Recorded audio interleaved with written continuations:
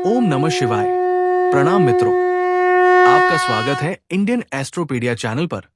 मित्रों, अब तक हमने कुंडली के प्रथम, द्वितीय, तृतीय और चतुर्थ भाव के बारे में जानकारी प्राप्त की है और आज हम कुंडली के पांचवें भाव के बारे में जानेंगे।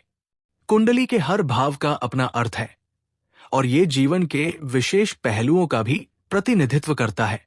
पंचम भाव ज्योतिष में बहुत महत्वपूर्ण माना जाता है। इसे संतान भाव भी कहते हैं। इसका मुख्य संबंध बुद्धि, रचनात्मकता, प्रेम संबंधों, संतान, मनोरंजन, शिक्षा और भाग्य से होता है। आपकी सोचने समझने की शक्ति, कल्पनाशीलता और कला में रुचि इसी भाव से देखी जाती है। खासकर उच्च शिक्षा और विद्या संबंधी उपलब्धियां पंचम भाव से जुड़ी होती है। प्रेम, रोमांस और आकर्षण इसी भाव के अधीन आते हैं। संतान की प्राप्ति, संतान सुख और बच्चों का जीवन पंचम भाव से देखा जाता है।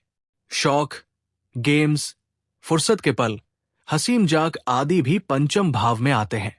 पूर्व जन्म का पुण्य, पंचम भाव व्यक्ति के पूर्व जन्म के अच्छे कर्मों का भी प्रतीक माना जाता है।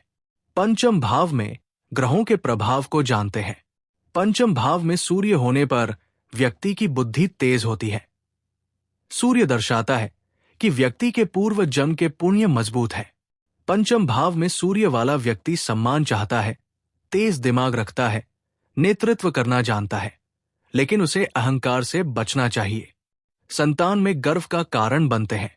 चंद्रमा पंचम भाव में भावनात्मक रूप से संवेदनशील और कल्पनाशील बनाता है। संतान पक्ष से खुशी मिलती है। पढ़ाई में रुचि और कलात्मक प्रवृत्ति बढ़ती है। मंगल पंचम भाव में प्रेम जीवन में जोश और तीव्रता आती है। संतान या पढ़ाई के क्षेत्र में संघर्ष भी हो सकता है। खेलकूद या प्रतिस्पर्धात्मक क्षेत्रों में सफलता मिलती है। बुध पंचम भाव में पढ़ाई में बहुत अच्छा प्रदर्शन करते हैं। लेखन, वाणी और तर्क शक्ति प्रबल होती है। प्रेम संबंधों में चतुराई या चंचलता दिख सकती है। बृहस्पति पंचम भाव में बहुत शुभ स्थिति मानी जाती है। संतान भाग्यशाली और धार्मिक होती है।